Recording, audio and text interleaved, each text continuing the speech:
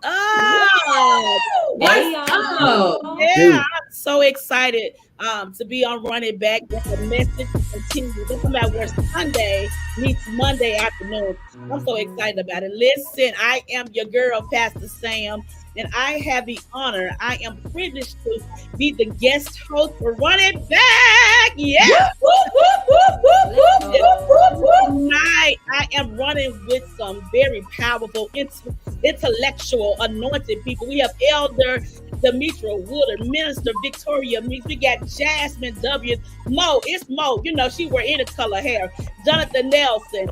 And also, last but certainly not least, my baby daddy, my First Horizon bank, my savings and checking account. You hear me? Pastor Devin B. Westbrook Sr. Come on, give it up for my baby daddy. Let's go. First Horizon. Yeah. Yeah. Yeah. Yeah, you got that bank. I appreciate you. I love you. Thank you so much. He is the most dope and doctrinal pastor in this region, and this is Run It Back, sponsored by Redemption Church. All right, y'all ready to run tonight? Let's do it. Yes, we started a new sermon series at the Run it. movies. About it was popcorn, lights, camera, action, smoke, robes, everything. Listen, admission, right? We even had a concession stand. It was so exciting. But real quick, if you would, while you're in, go ahead and like, comment, and share. I'm gonna say it again: like, comment, share, and go ahead and text tag and tweet. You can tweet this if you need to. Tell them to get on. It's about to be fire. You hear me? But seriously, let's go ahead and take a look at the sermon. Just a recap, a quick synopsis of what Pastor Devin released over the house on yesterday.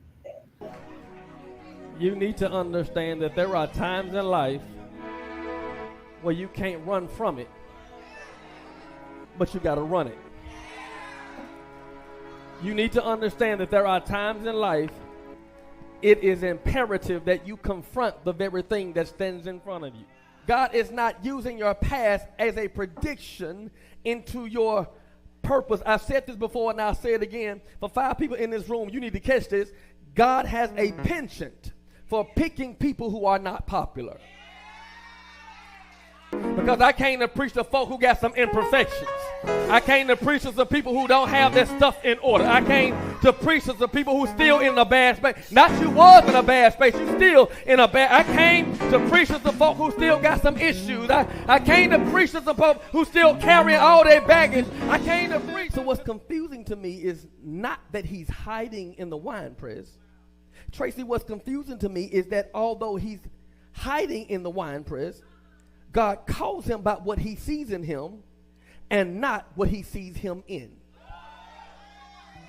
The text says, and the angel of the Lord appeared to him and said to him, the Lord is with you. Watch this, O mighty man of valor.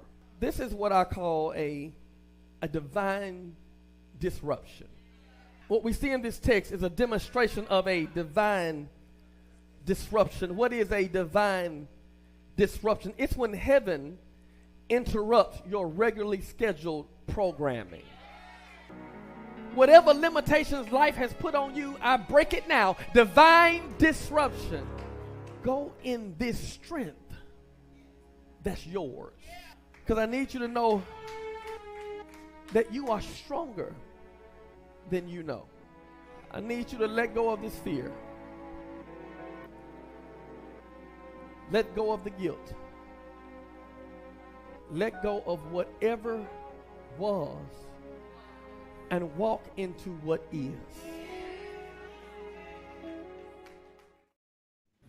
That boy Woo!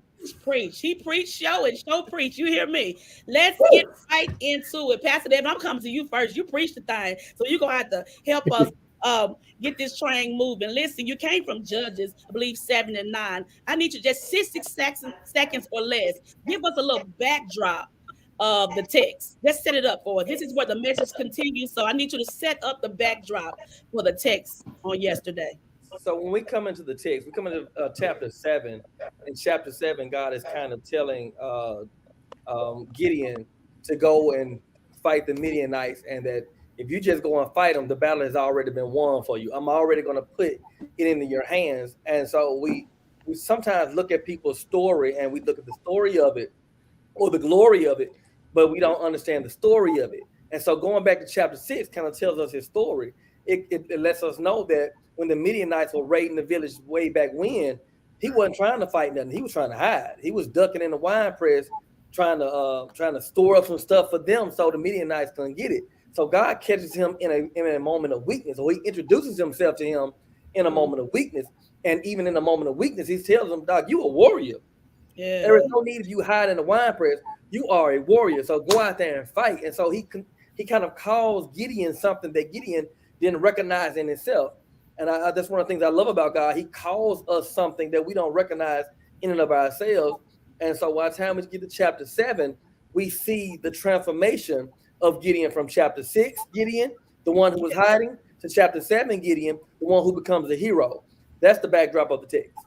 OMG. That leads us to our very first point. You came out the gate swinging, robe and all, smoking all. You came out fighting. I was like, is this man mad at the devil or something? Gee whiz. You came out swinging. You didn't come to play. But your very first point said God has a penchant for picking people who are not popular. Then at 10:45, you added, and who are not perfect. Minister Victoria, I need you to jump in. God has a penchant for picking the unpopular and the imperfect. How did that speak to you? Yes, so it spoke to me. It hit me, given what I've been through, and I like what Pastor Devin said. You know, when you are in high school or even in middle school, you have like high school superlatives or middle school superlatives. You have the person who is most likely to succeed, most likely to get all A's, which was me. You know, you're defined by all of these things, like most likely to fill in your blank. Yeah. But sometimes with your past mistakes, when life gets to life in, you may not necessarily live up to that superlative, but that doesn't necessarily take away or negate or revoke what God had already spoke over your life. Wow. So it hit home for me that God still wants to use you with your past and all. He has a like he said, he has a penchant for picking unpopular people to do his perfect work.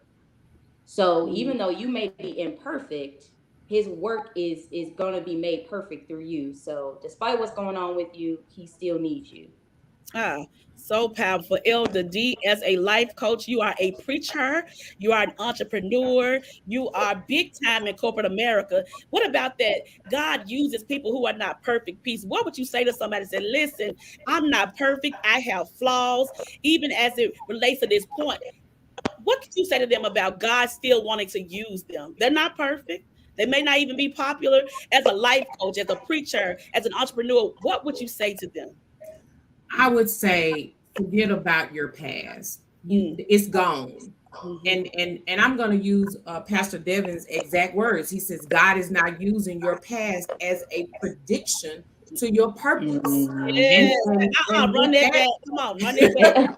He says God is not using your past as a prediction to your purpose. So therefore, we all have a purpose. There is something for all of us to do. And we can't worry about our past. We can't even let them folk that we used to run with, because you know that's the first thing they'll do, identify us with who we was. But now we are a new creature in him.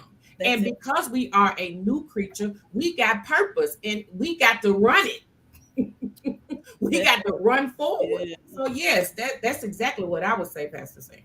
I need somebody to text in the stream right now. I'm not perfect, but I'm still powerful. Yeah, go ahead and write that in the stream. I'm not perfect, but I'm still powerful. I still have purpose. Let's go to the second point. It was so many nuggets in this run it sermon. Before we transition, can I throw something? I think that line to me, and I know I said it, but that line to me gives hope to all of us who are tend to looked over. Those of us who are tend to looked over. And that's kind of why I kind of hit on the singing superlatives, because singing superlatives, you know, we talk about who's most popular, best dressed, best physique, all these things, most likely to succeed.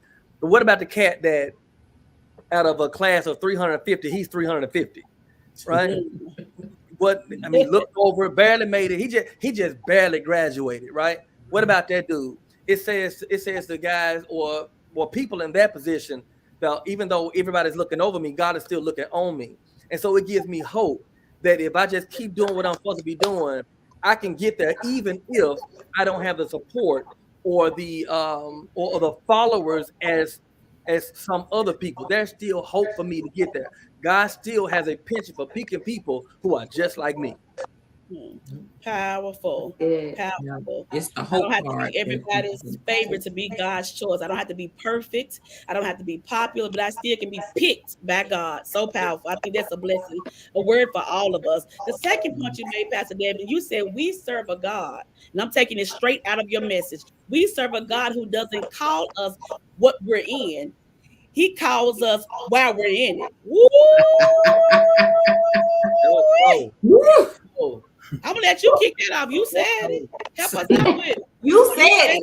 You said You said it. You said. You said what you said. Help us out with it. I mean, so let's looking at the text, right? Gideon is hiding in the wine press, and while he's hiding in the wine press, and he identifies himself, he said, "Well, I come from the weakest clan in Manasseh, and I'm of the weakest one. I'm the weakest one in my family." So he says, "I come from bad stock, and I'm a bad kid. I'm not who you're looking for." And while he feels that way about himself, and while he's hiding in the wine press, God says, "Mighty man of valor." He calls him something that completely contradicts the way he sees himself. He calls himself something that completely contradicts with the way God sees him, and that's a line to me, right? Well, I can be in some mess, but God still sees the miracle that I am. I can be in trouble. I can be troubled, but God still sees the triumph, and He calls me. He doesn't just see the triumph, but He calls me unto triumph. That's it. There. I mean, sometimes we label ourselves by the condition that we're in. Blind Bartimaeus, right? You know, if we cripple, that's the look when we describe somebody, the little cripple dude or the little dude with the limp. We identify people by their issues, and God doesn't identify us by our issues. He identifies us by the assignment that He has for us, and that's what's up. While we're in it, He still sees something in us. Ooh, while we're in it, He still sees something in us. Come on, that's worth texting to me. While we're in it, He still sees something in us. Mo, I'm coming to you. Pastor said you can be in a messed up situation, but God doesn't see a mess. He sees that you are fearfully and wonderfully made. He sees you as royalty. How did that nugget from the message make you feel? What was the revelation you got from it? Help us out on tonight. So it is so funny that you use the word fearfully, because if we rewind back to earlier this year, you asked me to speak on being fearless. And I was scary. So I was really baffled by the fact that you asked me to speak to a group of women about being fearless when 9 times out of 10, I'm scared. I'm like, you sure you want me to do this? Yet you gave me that assignment and I was able to conquer that assignment. So that is a pure example of God calling you even in the middle of your stuff, even in the middle of me being afraid, even in the middle of me being scared. God gave Pastor Sam the word for Monique, you are fearless. And that's what I had to walk in. So again, like Gideon, he was hiding. But God still saw a man of valor, even in your hiding, even in your disappointment. God still sees you as His daughter, as His son. And that's what's so beautiful about God. So beautiful about God. Jonathan, I know. Thank you, Mo, for that. That's powerful. So very powerful. Jonathan, I'm coming to you because I know that you started teaching. If I can share your business just a little bit, even before you receive your licensure to teach. So although sometimes we be in these spaces where we don't feel as adequate and prepared and equipped as others, but you are already in the classroom before you passed your test. So I know you can speak to this. Although, look, even before you became a licensed teacher, God called you to be a teacher. Come on, speak to that real quick for me. Yes, and man, it's like God has a way of preparing you for what's coming before it actually comes. Yeah. And if we're not careful, we can get caught up, I guess, in a mindset of all these, responsibilities or all these things that I got to do and get done. And it seems so overwhelming. And we can be quick to say, man, why me? Why did I choose this? Why did I, sign up for this? Why did I decide that this is going to be, my life? Sometimes we get lost in the, man, why me, Lord? And if we're not careful, we'll lose ourselves and we'll derail ourselves from the purpose that God has for us. We have to realize that God has called us to do this great work. We have to see ourselves as God sees us. Just as Pastor said, what God wants to do in this season, it has nothing to do with what you did in the past. It has nothing to do with what's on your resume. It has nothing to do with just what's on your background or what you did in the past.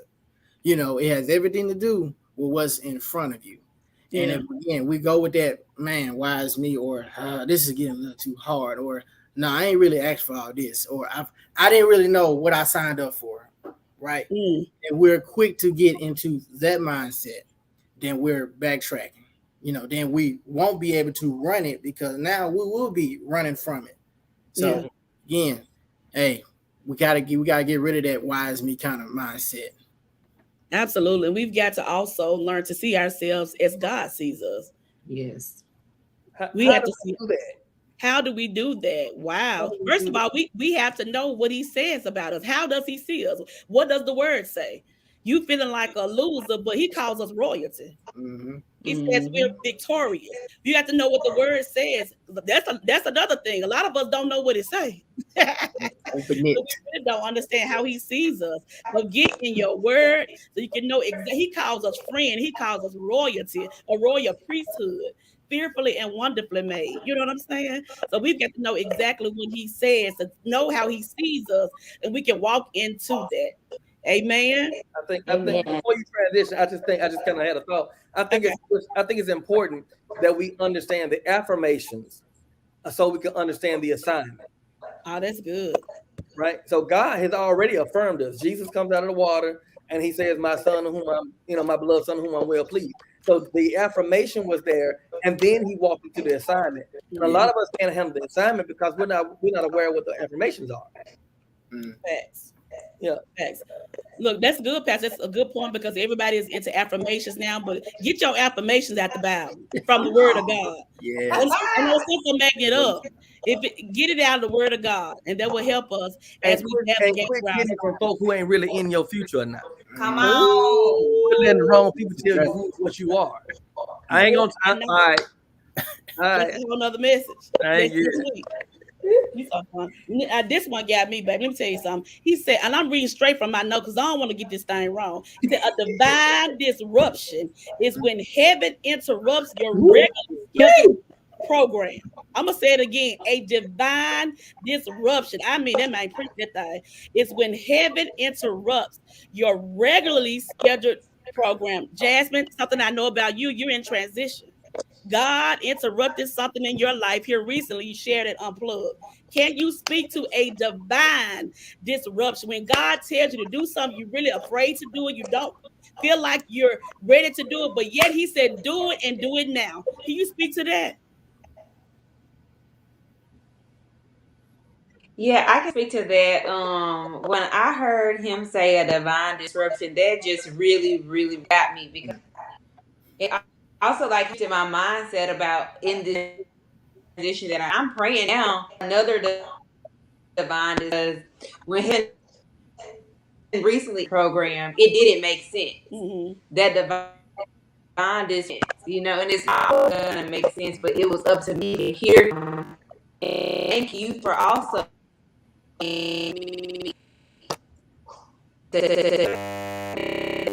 Elder D, let's go ahead and mute her up a little bit. So we're gonna come back around to her if we can. We appreciate that, Jasmine. Jasmine just experienced a divine disruption, and she was just sharing that her story. It came at a time that she wasn't expecting it, but God set that thing up. Minister Victoria, come on, help us pick up where she left off. Divine disruption. When heaven orders to interrupt your regularly scheduled program. You thought you had it going on, right? And you can speak to that too. You had to move here, didn't you? Come on, what does that feel like? You're living in your divine disruption right now. Come on, speak to that. Lord have mercy. Yes. Yes. Well, our first, so how do you know when you're in a divine disruption? One, you feel uncomfortable. Mm, And two, what God has prepared for you. And I think you said it earlier, Pastor Sam, what God has for you, it's contradiction to where you are and where you think you want to go. So that's mm, how you know you're in a divine disruption. When you're uncomfortable and where God has and where He's taking you, it does not look like your own plan and what you set out to do. But with being in a divine disruption, it's for your good. It's for mm, your better. You know, it might not look like it now, and I can speak from experience. It may not look like it now. It might not feel comfortable now. But once you get to that other side, or even just while you're in it, embrace it. mm, Embrace that God sees you still fit to disrupt your mm, plans, because that disruption just might be able to save your life. What you have for yourself and you wanting to hide and not live in all that God has called you to be, you might be doing yourself a disservice. So when mm, God disrupts you and when the agenda of heaven disrupts what you have going on, it's for your better. And mm. so, yeah, I'm a living testimony to that. Moving almost 1,600 miles from Philadelphia back home, but it's all for my good. It's all for my good. That's good. That's Pastor good. Lily. Sam, Yes, ma'am. before we move from that, can I say something? Come on, jump in, run it. So, Redemption Church is a divine disruption for my life, if I'm being completely honest. Come Like, on. I tell y'all all the time why I joined. Yet here, since I've joined, I've been put in positions that I did not ask to be in, that I would not have asked to be in, and they have honestly been for my good. I have connected with people that I would not. Even this team has connected me with people that we probably would have just passed each other, every Sunday, hey girl, bye girl, but it has created relationships and bonds. Elder D has really been pushing me towards where she know that I need to be. Lord, I'm finna cry, I'm about to stop talking. But she has really been pushing me towards Redemption Church has been a divine disruption for my life. I can relate. I definitely can relate. Come on, Elder D. Divine disruption. Let What me we tell you, I was sitting here. If you weren't gonna call me, I was gonna say something anyway. But got? I I got it. like the part that talks about how the purpose it contradicts your past. Yes. Like it's Yes. almost going back to that first point. It when Pastor first came out, he said, you got to do some stuff that interrupts, your old behavior, that regular schedule program. You Mm, got to do some stuff that interrupts that. And so when I look at them divine interruptions, I immediately think about culture for me. I immediately think about, how people saw me back in the day, and how what I'm doing now is totally against, what people thought I would be doing. But mm, when we get in that thing with God, see, when we come out of that rebound season, we just came out of that rebound season. And right. when we get to this point where we're ready to run it, we really got to forget about that old stuff. It's go mode. What is it, Pastor? It's go time. So Yeah. we can't worry about that old stuff, what contradicts. We've got to get in this place now where I'm stop calling me Deandra, Deshay. That ain't my name no more. Don't call me that. Call me by my God-given name Come of on. what my assignment is. And we have to be bold with that. And Pastor said something else about that too. He said, you need to be offended with losing. We ain't no losers. We Ooh. winners. So therefore, don't call me by that old stuff. Don't reference me to what I used to be. I'm a new creature. God has created me to purpose that I'm ready. I'm go mode. I'm fired up. I too That's bad it. I got my pump around here, but I'm fired up. I'm ready to run it. Ready to run it. Pastor, Yeah. I'm coming to you. Divine disruption. Listen, you're If y'all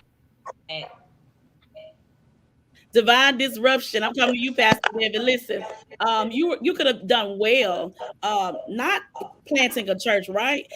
As a matter of fact, many don't know this. At the time that you decided to obey God and plant redemption, there were a few churches calling for you with a good salary, Mm. with some good insurance. They were very well established, yet God disrupted what the normal preacher slash pastor program looks like being elected for a church. Can you speak to that divine disruption? I know for a fact that's at least one time God ordered a divine disruption to help you get to your destiny. Come on, help us out with that. I think, well, most people that pastor, I don't say most people that pastor tend to, the route is you serve at your church and then somebody elect you to another one and elect you at a church and you begin pastoring that way. I just never felt that that was the lane for my life. Wasn't sure about planting the church right away. But when God put it in my spirit, my first thought was, "Oh, I don't want that. That's I don't know about that one." However, I just never felt comfortable with the what I call the preach off. When people get elected, is normally they bring about 5 or 6 candidates in, and they preach off. And the first one, I think the one they like the best, that's the more traditional approach. I call it a preach off. Maybe they don't look at it that way. I don't mean offend those who do it, but I just didn't feel that. And so when God put it in my spirit to launch our church, I kind of not a divine disruption. I feel like it was a distraction because other churches started calling, and I felt like that was a distraction because this is not what God gave me. And I think I look at it as something that was trying to distract me from what my destiny was. And so if I choose safety or comfort, a pre-established thing, so I don't have to work so hard, then I don't think I walk out the will of God according to my life. And so I looked at that as a distraction, but this divine disruption was God is pulling me out of the regular path in which people tend to become a pastor. Like, now you're not going that route. We're not doing regular with you. I want you to do something that's way different. I want you to do something that's according to what I see for your life. And so what he did for me was absolutely a divine disruption. But when you're in the midst of a divine disruption, be careful because Satan does nothing new. He brings in a distraction. So when God is doing something new and fresh with you, don't be surprised if you see Satan counterfeit that by trying something that's safer. Yeah. That's good. I love the revelation in that. You talked about that in your message. You said sometimes the revelation disagrees with our reality. That was so powerful. The revelation, what God is trying to do, what we see God trying to do in our lives, disagrees with our reality. Because truthfully, it would have made more sense on paper for you to go the traditional route. We had children, we needed insurance, we needed a set check. So Minister Victoria, speak to that. What happens when your revelation disagrees with your reality? You moved 1,600 miles away when you were making 6 figures, but God said, move back home. Yes. Can you speak to that? Yes. So usually when God gives us a revelation that contradicts our reality, I said it before, I'll say it again, it's for your better. It may not look like it now. And typically what God does, it doesn't make sense to our human minds. That's why we have to approach things more so with our heart and with our spirit that lies within us, that Jesus lies within us. Because if you try to make sense of everything, you'll talk yourself out of that revelation, or you prolong that journey. Because I think I said this on the other day on my social media, that if God wakes you up every morning, if he puts new breath in your body, that promise is still on the table for you, but that doesn't give you an excuse to delay the promise. So if you are looking at things with a natural eye, or listening to things with a natural ear, or listening to the revelation with a natural ear, then you might delay the process because it's not making sense to you. With my natural eyes, it didn't make sense to me to leave my job, my insurance, and my benefits. But I knew that there was something bigger than me that was in the revelation to move home. Someone was connected to that revelation, so I had to follow through with the revelation. I had to run it, had to physically move, even though it was uncomfortable, because the revelation was something so much bigger and greater than what my reality was telling me. So anyone out there who's in between a revelation and reality, don't try to make sense of it, because it's not Come going to on. make sense with these and with this. get in your word, get in prayer, get in great relationship with God, and things will start to spiritually make sense. And that revelation will always be greater than what you're currently facing. That's good. Don't try to make sense out of it. A lot of times, what God has us to do, it does not make sense. But this is the part that at me. Whatever you need to go, God says it's already in you. Mo, can I be honest? It was Aaliyah. Stylist Aaliyah. Aaliyah calls it Price that discovered you. I say this in private a lot. You have no idea. You probably don't even know. She discovered you. She was planning for her fashion show. You remember that? She said, I'm going to get Mo to host. I'm like, Mo who? She said, it's some on her. Shout out to Aaliyah. She discovered you. I said, whoa, Mo got some. You hear me? That's why we need people around us that can see stuff that we can't see. They hear stuff that we can't hear. But whatever you need to go, God says it's already in you. I know you are not accustomed to being on a preaching panel when you're not a preacher on Sunday morning's worship service. I know you're not accustomed to doing a lot of things that you're doing now, but God is stretching you. How do you feel going, knowing that even when you can't see it, God has given you every piece of resource, every tool, the anointing to do and go where you are now? How do you feel about that? If you want me to be honest, yeah, I feel scared yet honored. Scared yet honored. That's good. I had the opportunity to speak to a group of women who I knew were going to be a lot older than me about pushing. And my thought process was, how can I speak to a group of women who are a lot older than me about pushing when they probably have been pushing far longer than me? But again, because the honor, like the fact that God thought enough of me to put me on somebody's mind, like it's just pure honor. So though I'm afraid, though I'm questioning a lot of times, like, God, you sure? Like, you know, Pastor, you asked me to do something. You sure you asking me? You text the right person, right? Though I'm afraid, I'm very honored. Because again, like, the things that I've done, the places that I've been, he should have been disqualified me. Yet he's still calling my name. So I am literally living in like an amazement state of life right now. Like if somebody called me and asked me to speak to their youth department, I'm with it. I understand it. But to call me to speak to a group of women who are a lot older than me, it don't make sense. Like V said, yet he's calling my name. So I'm literally living in amazing right now. Amazing, Jonathan. You have everything you need. The reality. You cannot reason with the revelation because all you see is your reality. What God calls us to do has nothing to do with what we're comfortable or familiar with. That's sometimes we know with God when it doesn't make sense. It would have made sense a husband with a family to take a more secure position at a church that's already established, already got a salary, health benefits, and all these things, and to turn them down, to turn a sure thing down for an unsure thing. That's it doesn't make sense. But a lot of times when God gives us a revelation, we try to reason with the revelation. Ooh. And you cannot reason with the revelation, because if you can reason with it, then it ain't God. That's good. So I think God is so interested, I believe. No, I don't mean to hijack the thing, but we talking, right? Yeah, let's talk. God is completely interested in stretching us. Yeah. And the thing is, a lot of times we don't want to be stretched. We want to find a space that's comfortable. Like you said, you bring me to speak to young people, I can do that all day. But then how do I go speak to people who've outlived me? Just because their years are a little longer than yours doesn't mean they have the same wisdom you had. Facts.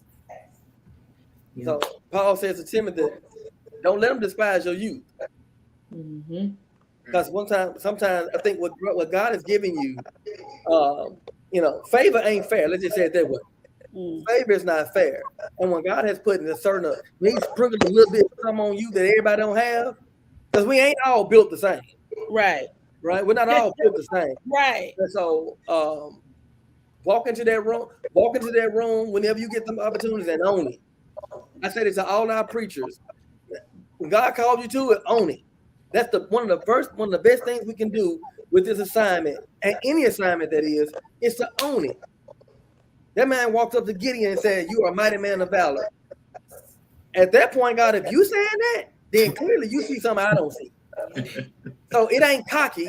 It ain't me being arrogant. It's me being aware that God knows more than me. So if he calls me mighty man of valor, it is what it is. I'm finna own it. I ain't acting brand new. I just am brand new. I am brand new. And he stamped that baby. Stamp it. You hear me? Stamp that. Stamp it. I am brand new. That's fire. Let me tell you something. Listen, Jonathan, just speak to that real quick about you have whatever you need to go, God says it's already in you. Man, Sissy, it's thank you. already, yeah, it's already in me, and sometimes I don't even realize it. Mhm.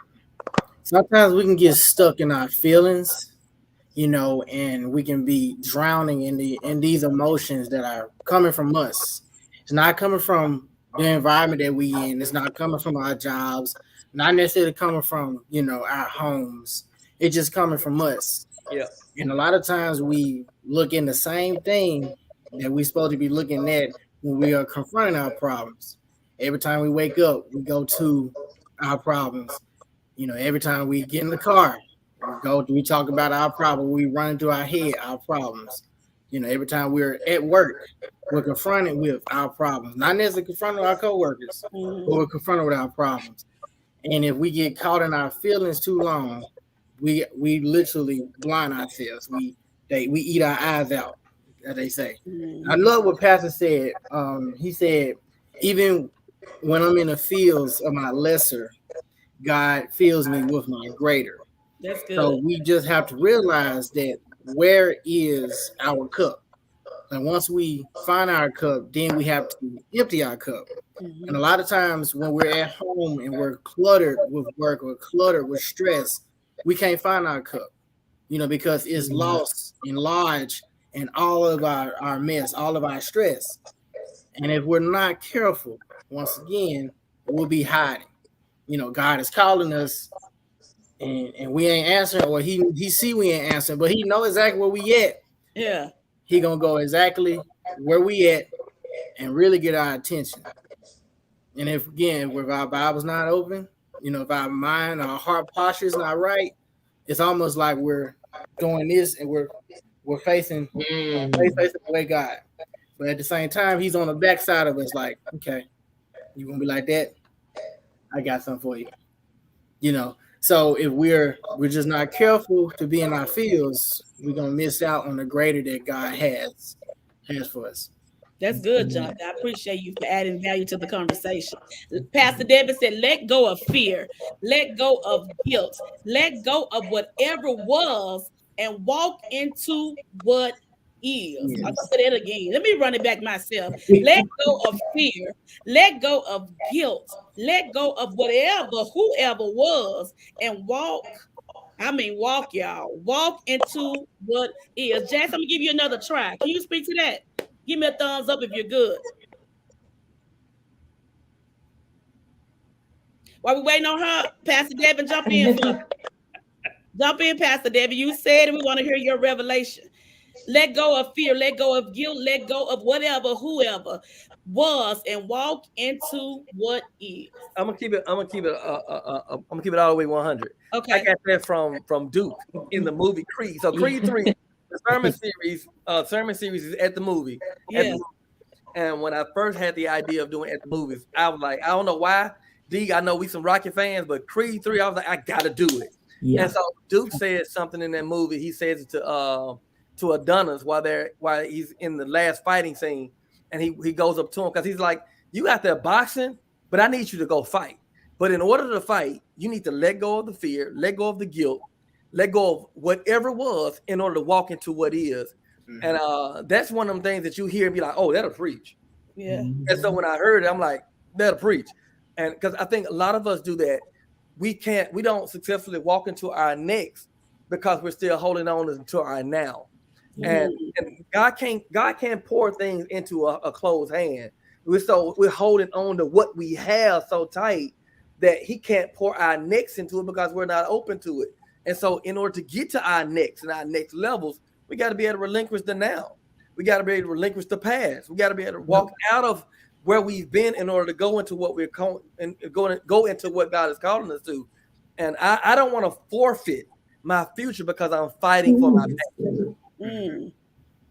And in a previous book that you wrote, Pastor Devin, God will meet you in your goal. You also said it like this: never allow your history to keep you from your destiny.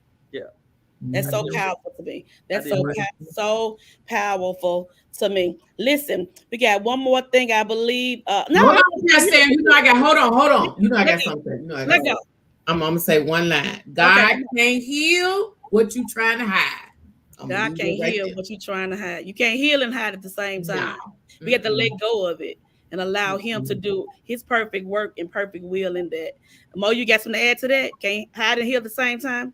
Can't do both of them. Can't do both of them.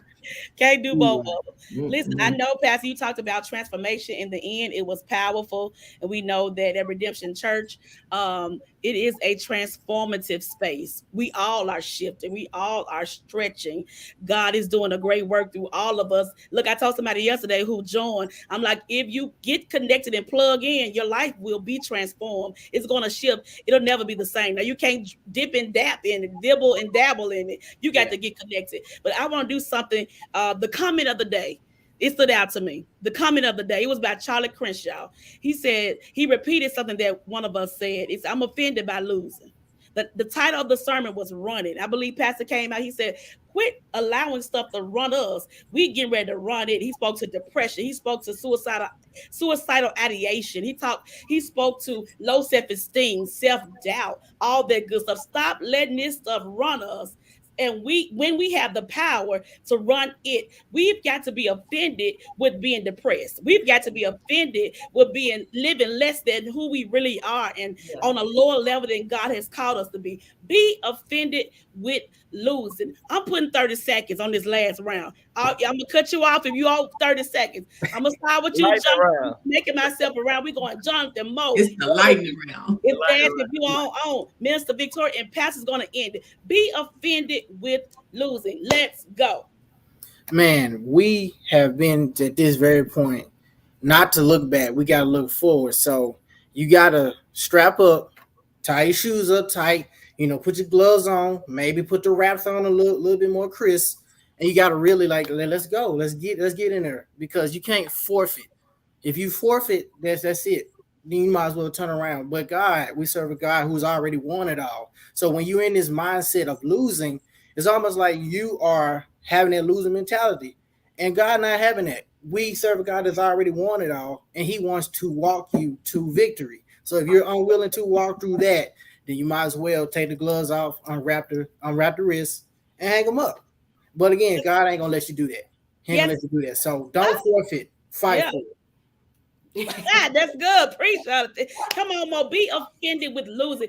Be offended with all this stuff trying to run you, the fear, the guilt, the shame, the self-condemnation. Be offended with losing. Let's go. Dear Mo and anybody else who like Mo, stop running from it. Run to it. Because the better already won. That's it. That's all I got. That's it. That's all stamp it. That's Hey, that's it. That's all stamp it. Come on, Elder D. Be offended. Be offended with this stuff. Be offended with operating on a lower level. Be offended with losing. God has called us to be victorious. We're winners. We're all of that. We're overcomers. Speak to that. Listen, get rid of that victim mentality. Stop blaming others. Get to accountability. Own it. You did it. You done it. It is. Now it's gone. Let's move forward. Everybody, every one of us has purpose. Now let's go. Run Let's go and run it. Go. Pastor said it like this: we've got to vacate that victim mentality. Oh my God, that was so cold to me. Thank you for that. Jasmine, you good? Be offended with losing. I don't need but 30 seconds of your time. If you give me 30 seconds, we're going to run it and run with it. Let's go. My girl is stuck. Get off mute for me. Yeah, she on mute. Let me get her off mute. You on mute. You on mute, Jasmine. All right, come on, Minister Victoria. Be offended with losing. Yeah, so I think sometimes life be life in. Oh, are you good, Jess? Keep going, Minister Victoria. Okay.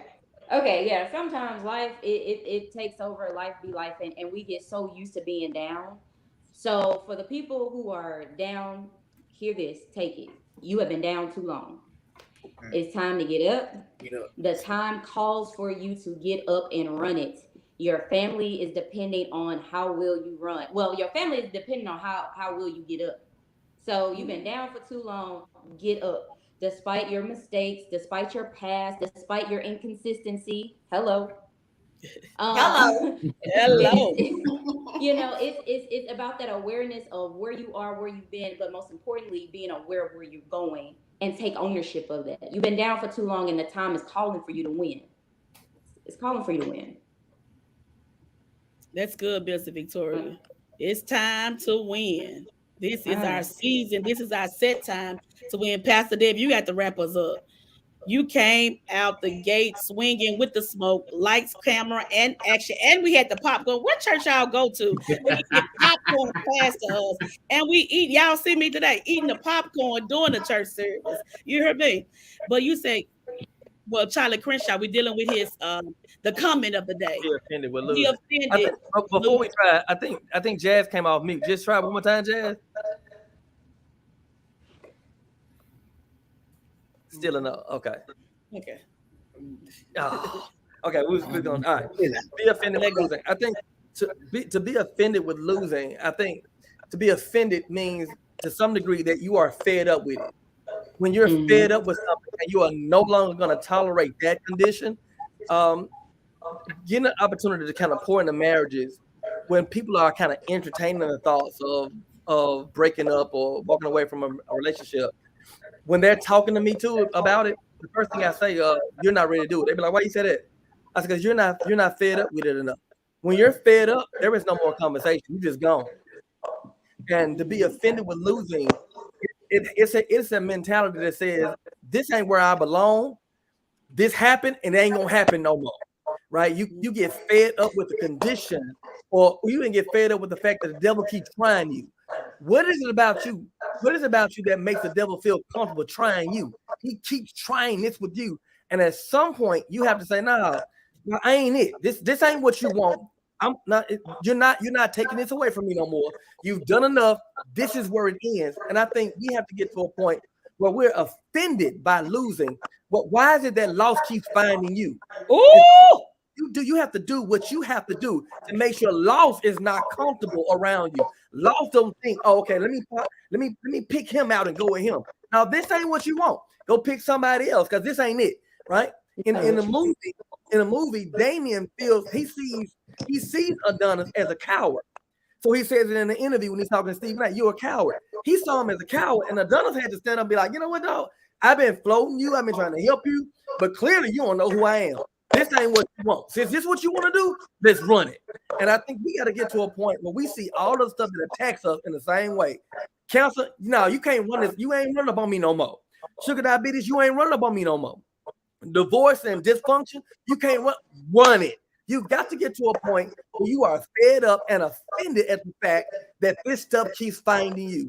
And that's when you get to a point where you fight for it. What I heard you say is why does loss keep finding you? Why does defeat keep finding you? Why does messy situations keep finding you? Listen, we've got to get to a point as people of God say, I'm sick of it. Man, when you finish preaching, I was like, I can fight a lion, tiger, bear, old man, the devil, and his ugly mama too. You hear me? I'm ready to run it. But thank y'all for joining us for round one of At the Movie Sermon Series. It was a powerful message. We hope and pray that you enjoyed this where the message continues. Listen, if something was said, if something was released on this stream on tonight that added value to your life, that spoke to your spirit, that that encouraged your spirit, do me a favor. Come on, let's sow a seed. Ministry, Jesus paid it all true, but ministry costs. Go ahead and put the ways to give up, Cash App, text to give. If anything was said that blessed your life, I can't promise you a mansion tomorrow, but what I can promise you is that God gives seed to the sower.